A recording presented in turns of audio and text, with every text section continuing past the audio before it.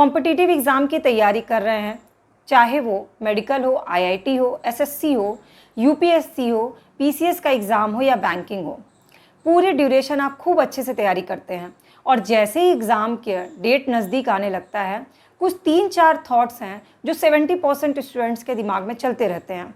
उन 70% स्टूडेंट्स में से बहुत कम स्टूडेंट्स ऐसे होते हैं जो उस थॉट वाले चक्रव्यूह से बाहर निकल आते हैं।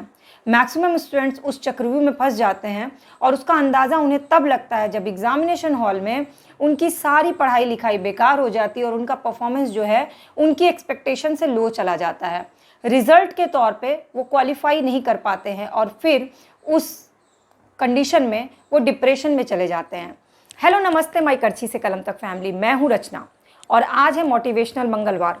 मोटिवेशनल मंगलवार की शुरुआत एक डिस्क्लेमर के साथ करती हूँ मैं आपके लिए। डिस्क्लेमर ये है कि मेरा मानना है कि एक हारा हुआ खिलाड़ी एक बहुत अच्छा कोच होता है।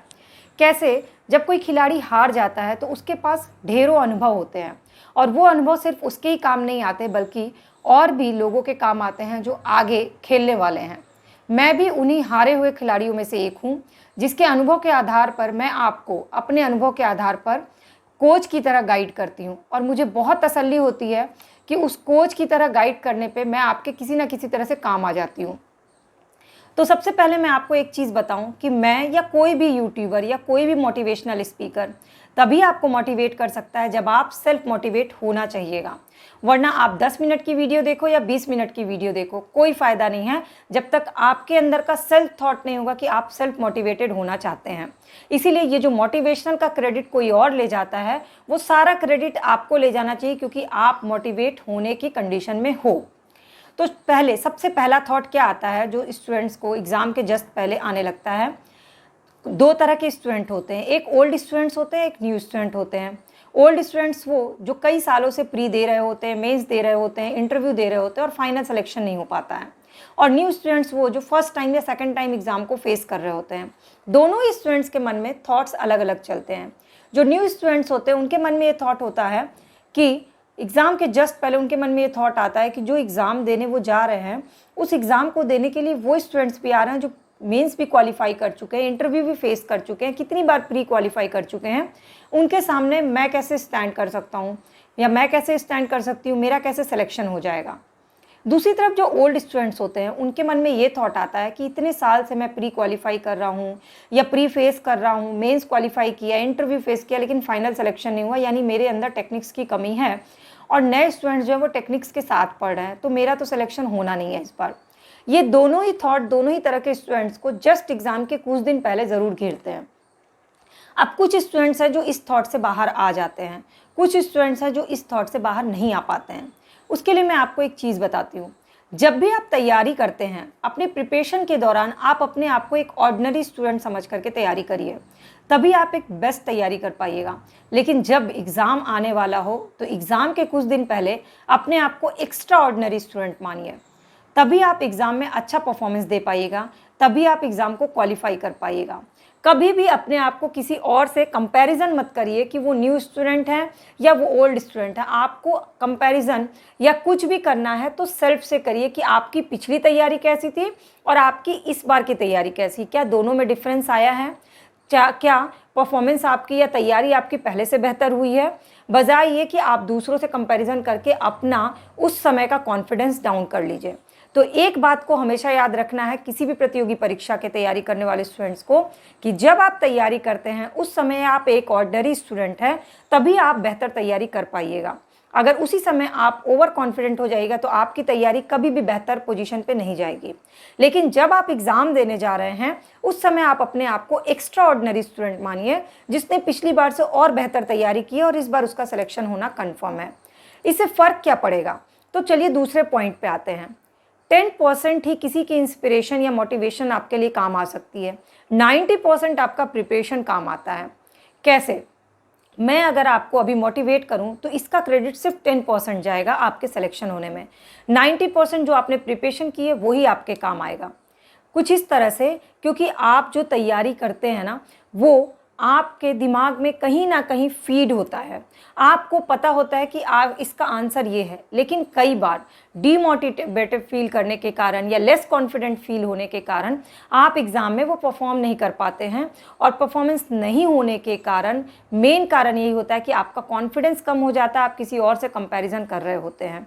इसीलिए हमेशा ये ध्यान रखिए कि मैं या कोई भी टीचर आपको 10% ही इंस्पिरेशन दे सकता है, आपका 90% प्रिपरेशन ही आपके काम आएगा एग्जामिनेशन हॉल में। अब थर्ड पॉइंट पे आते हैं जो कि बहुत सारे स्टूडेंट्स को हमेशा दिमाग में आता है, वो ये कि मैंने तो मेहनत बहुत की लेकिन मेरा लक साथ नहीं दिया। क्या वाकई में ये सही होता है? एक्चुअली में जितना आप हार्डर करते हैं, जितना आप हार्ड वर्क करते हैं, जितनी परसेंट आप हार्ड वर्क करते हैं, उतना ही परसेंट आपका लक साथ देता है। क्योंकि लक और हार्ड वर्क जो है वो एक ही सिक्के के दो पहलू हैं। अगर कोई स्टूडेंट बिल्कुल भी पढ़ाई ना करे और लक के भरोसे चले जाए तो क्या वो क्वालिफाई करेगा? बिल्कुल भी नहीं करेगा। अगर कोई स्टूडेंट सिर्फ और सिर्फ पढ़ाई करे और उसको ये लगता है कि उसका लक साथ देगा, तो ज़रूर उसका लक साथ देगा। अगर आपने 80% हार्ड वर्क किया तो 20% आपका लक साथ देता है, क्योंकि एग्जामिनेशन हॉल में आपकी जो 80% प्रिपरेशन वो आपके अंदर कॉन्फिडेंस लाता है और वही कॉन्फिडेंस आपका लक होता है। तो कभी भी ये मत सोचिए एग्जामिनेशन हॉल में या एग्ज़ाम के 5-7 दिन पहले कि अगर मेरा लक साथ नहीं दिया तो मैं क्वालिफाई नहीं कर पाऊँगा या नहीं कर पाऊँगी। हमेशा ये याद रखिए कि जितना हार्ड वर्क आप करते हैं उतना ही आपका लक आपके साथ देता है। अब चौथा थॉट जो अक्सर स्टूडेंट्स के दिमाग में आता है कि काश एग्ज़ाम की डेट आगे बढ़ जाती, काश थोड़ा सा टाइम और मिल गया होता तो मैं बहुत अच्छी तैयारी कर पाता। क्या सच में ऐसा होता है? क्या एग्ज़ाम की डेट बढ़ जाने से आपकी तैयारी एकदम परफेक्ट हो जाती है? बिल्कुल भी नहीं। क्योंकि कोई भी तैयारी, कॉम्पिटिटिव एग्ज़ाम की किसी भी तरह की तैयारी, जिस तरह से कॉम्पिटिटिव एग्ज़ाम की कोई एक बुक परफेक्ट नहीं होती है, उसी तरह से कोई एक तैयारी परफेक्ट हो ही नहीं सकती है। हमेशा कुछ ना कुछ आपके लिए बचा ही रह जाता है। लेकिन ये जो बचा रह जाता है, ये थॉट आपको एग्ज़ाम के पहले नहीं आना चाहिए, नहीं तो आपने जो सारी तैयारियाँ की हैं वो सब वेस्ट हो जाएगा। तो अपने इस थॉट को अपने मन से आपको कंप्लीटली डिलीट करना है कि शायद थोड़ा और टाइम मिलता तो आपने बेस्ट तैयारी कर ली होती। हमेशा ये सोचना है कि आपने जो तैयारी की है वो बेस्ट है, और इस जो थॉट है ना वो एग्ज़ाम के बाद लाइए कि शायद और बेस्ट तैयारी कर पाता है। इसके लिए आप अगली बार के लिए तैयारी करिए। फिलहाल इस एग्ज़ाम के लिए अपने मन में ये थॉट लाइए कि आपने जो तैयारी की है वो बेस्ट है और उसी से क्वेश्चंस आएंगे और मैं इसी में अच्छा परफॉर्मेंस दूंगा या परफॉर्मेंस दूंगी। जब आपके अंदर ये थॉट आएगा ना तो आप एरर से बच जाएगा, क्योंकि पांचवा पॉइंट जो आता है वो एरर से आता है। कोई भी प्रिपरेशन बिना एरर के कंप्लीट नहीं होती है, चाहे वो कोई भी हो। बिना गलतियों के आप सीख ही नहीं सकते हैं। लेकिन एग्जामिनेशन हॉल में कुछ सिली मिस्टेक्स होते हैं, उसमें ना क्वेश्चंस की गलती होती है ना ऑप्शंस की गलती होती है। बिल्कुल बेसिक के क्वेश्चन आते हैं जो आपसे गलत हो जाता है। इसका रीज़न ये होता है जो पिछले 4 थॉट है वो आपके दिमाग में चक्रव्यूह की तरह आप उसमें फंसते जाते हैं। एक तो नए पुराने स्टूडेंट्स का कंपैरिजन, एक आपका लक साथ नहीं देगा, एक की अगर डेट कुछ और आगे बढ़ गई होती तो मैं और बेस्ट परफॉर्मेंस कर पाता, और इस तरह से आपका कॉन्फिडेंस कम होने से आप वो सिली मिस्टेक्स कर जाते हैं। तो इसे एरर नहीं कहते, इसे सिली मिस्टेक्स कहते हैं। तो अगर आपको उन सिली मिस्टेक्स से करने से बचना है तो आपको इन 4 थॉट को अपने से डिलीट करना होगा, तभी आप एग्ज़ाम में अच्छा परफॉर्म कर पाइएगा और तभी मेरी ये 10% इंस्पिरेशन आपके काम आ पाएगी, क्योंकि 90% तो आपने तैयारी कर ही ली है। तो अगर आप इस बार कोई भी प्रतियोगी परीक्षा देने जा रहे हैं तो सबसे पहला थॉट आपके मन में आना चाहिए कि आपने जो तैयारी की है वो जस्ट परफेक्ट है। दूसरा, आप चाहे नए स्टूडेंट हो चाहे पुराने स्टूडेंट हैं, आपका कॉम्पिटिशन अपने आप से है कि पिछली बार आपने कैसा परफॉर्म किया था या इस बार आपको कैसा परफॉर्म करना है। तीसरा, एग्ज़ाम की डेट नज़दीक आ गई, जितना हमने तैयारी की है वो परफेक्ट है और अब बस थोड़ी चीज़ें रिवीजन करनी है। और चौथा, एग्जामिनेशन हॉल में अपने लिए एग्ज़ाम दीजिए, ना कि अपने घर वालों के लिए। आपको ये चाहिए कि आपको अपने लिए सिलेक्शन लेना है। घर वालों का प्रेशर लीजिएगा तो उस प्रेशर में आप सिली मिस्टेक्स करिएगा। और पांचवा, रिज़ल्ट जो भी हो हमेशा आगे के लिए तैयार रहिए कि आपको डीमोटिवेटेड, लेस कॉन्फिडेंट नहीं होना है। आगे के लिए अपने आप को तैयार रखना है, अपनी कमियों को देखना, अपने अनुभव से सीखना है, तभी आप कोई भी प्रतियोगी परीक्षा को क्वालिफाई कर पाइएगा। अब आज की ये मोटिवेशनल वीडियो आपको कैसी लगी ज़रूर बताइएगा। और अगर आप बीपीएससी का एग्ज़ाम इस बार दे रहे हैं तो आप सभी को ऑल द बेस्ट। कोई भी एग्ज़ाम दे रहे हैं उसके लिए ऑल द बेस्ट।